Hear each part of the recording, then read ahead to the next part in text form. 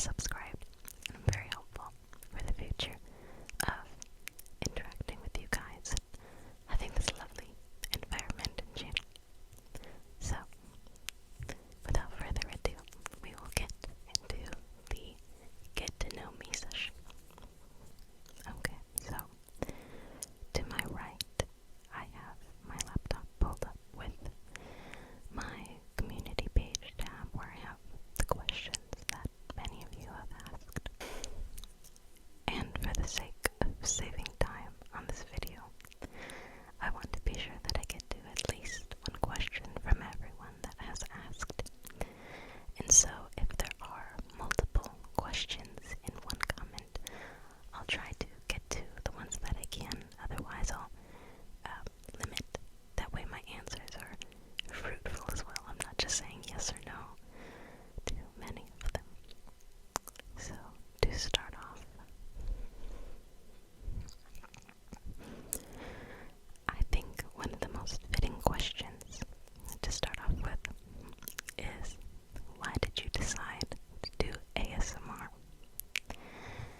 And that comes from a very lovely YouTuber that I love to watch. Her name is Paige Turner ASMR. If you don't watch her, you absolutely should. She's wonderful. She does wonderful things for people. And I decided to do ASMR because there was sort of a switch in my head that came from watching other people make videos and seeing how joyous they were, regardless of the, how do I say this? Regardless of the outcome, whether they were gaining subscribers or likes or comments, they were just comfortable in creating videos, and they were comfortable with the purpose it served, because an ASMR video can get a couple of views, but if that helps someone sleep, if it helps someone relax, that is an accomplishment, and that is a really warm thing. And I think that the ASMR community in specific is something that I've always been tied to throughout my childhood, or I guess later childhood. I used to grow up watching a girl named, the videos, they're not around anymore, and I pray she's doing wonderful. Her name was Naomi the Random Chick. I think that was what it was. I think so.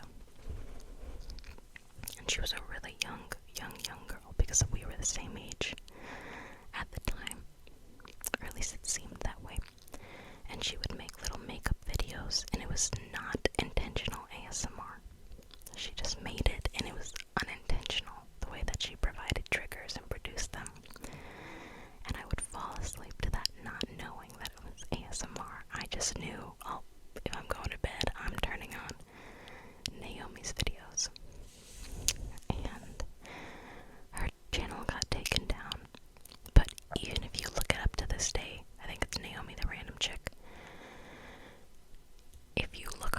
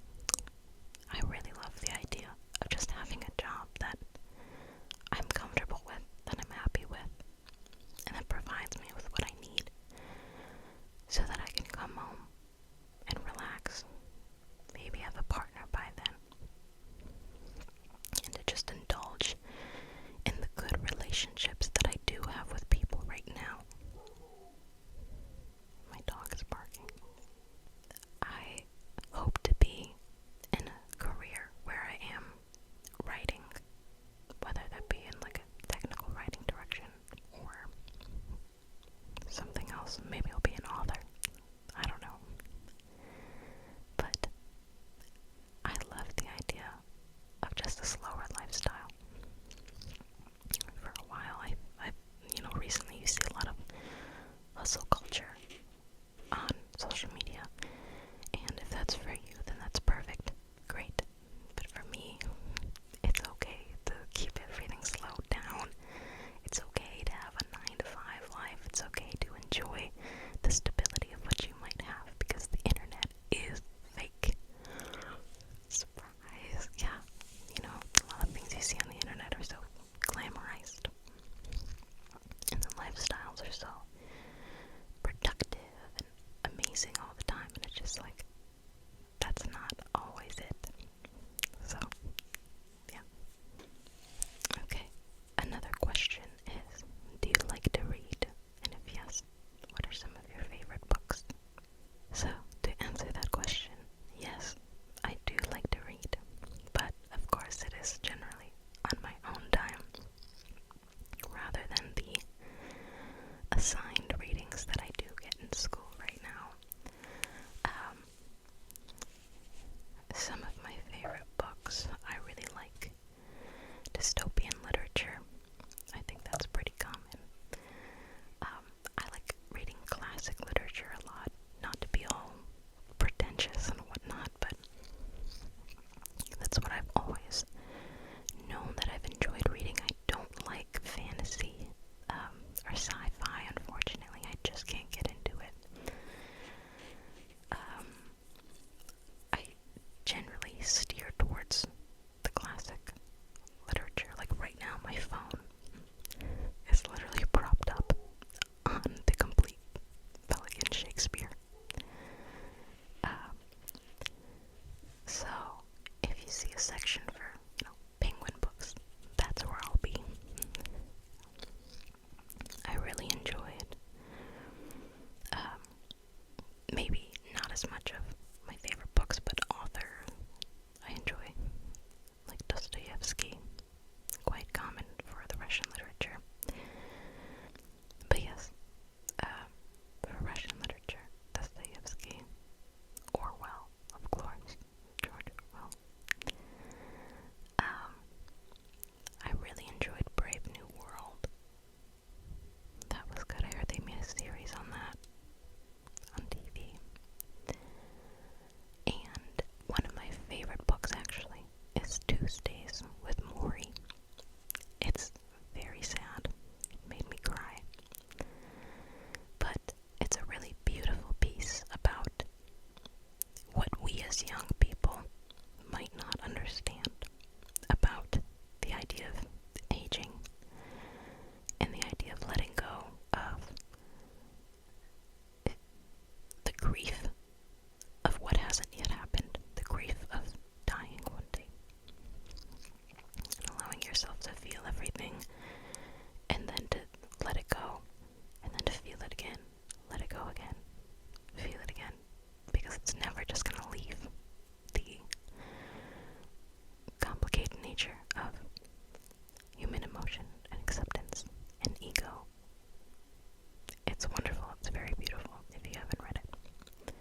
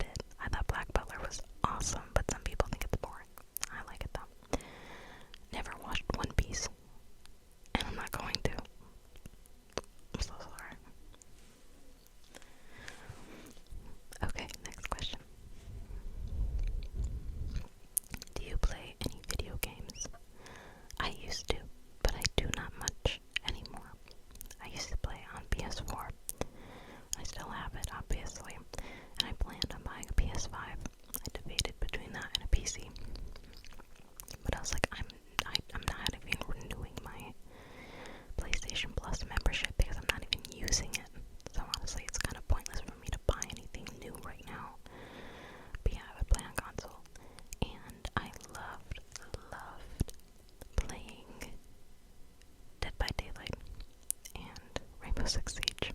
I would switch between those all the time, but it was always with friends.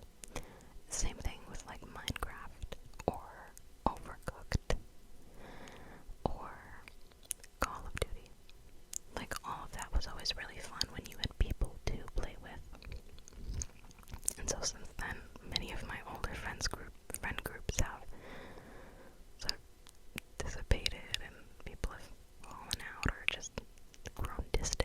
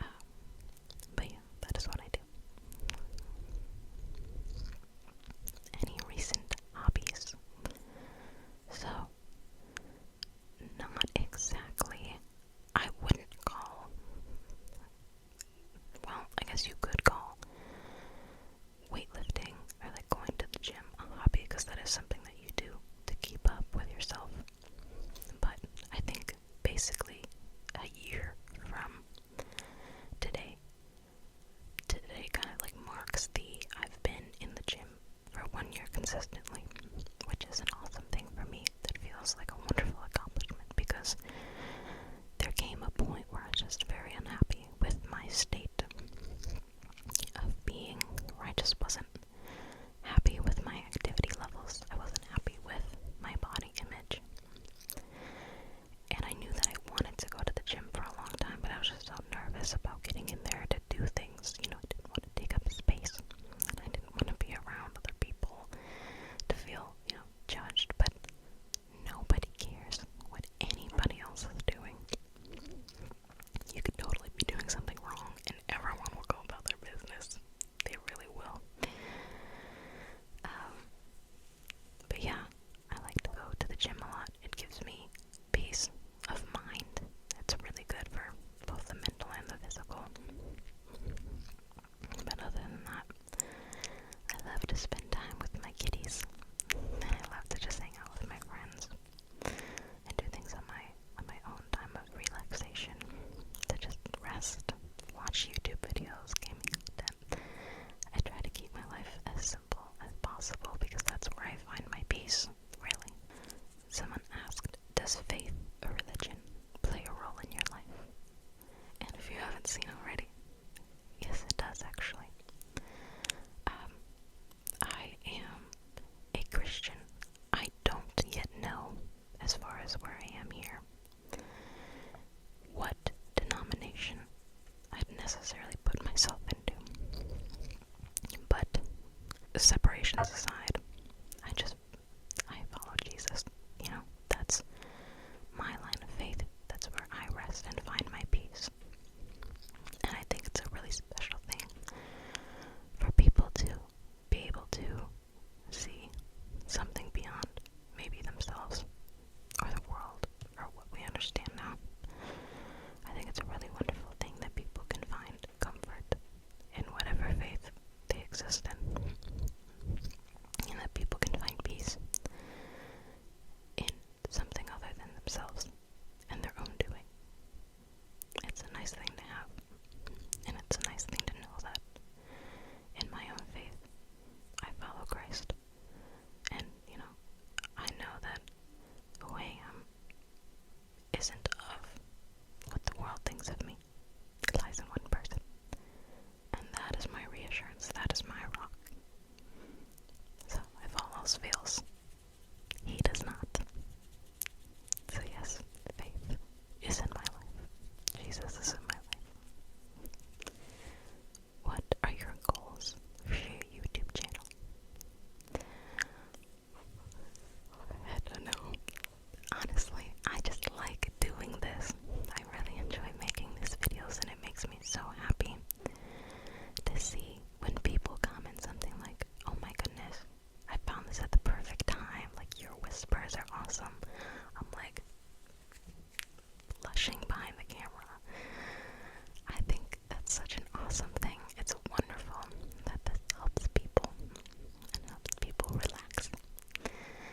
And so my goals for my YouTube channel are to just keep making videos that both I and you, my friends, find relaxing and comforting. Of course, I do get different requests, but I hope that in the future I may even start a Patreon for the purpose of being more active with personal and certain requests, because when I get requests, I have to sort of think, do I really want to make this? Like, is this something that I'm going to enjoy making? And so I feel like if I start a Patreon, I'll be able to maybe cater to the requests that are like intentional triggers. So if someone wants me to like tap on something, or if someone wants me to repeat words or affirmations or something, I think that is where I can provide that content. But on here, I would like to keep it more true to myself and true to what I like to do. So rambling or makeup videos or reading. I think that that's a good goal for me in the future, is to maybe have a separate platform where I can cater to those requests. If people do want something else and they want specific triggers, but maybe I'm a little bit, well, you know, I don't know if I want to put that on my YouTube channel entirely, not for the sake of it not being appropriate,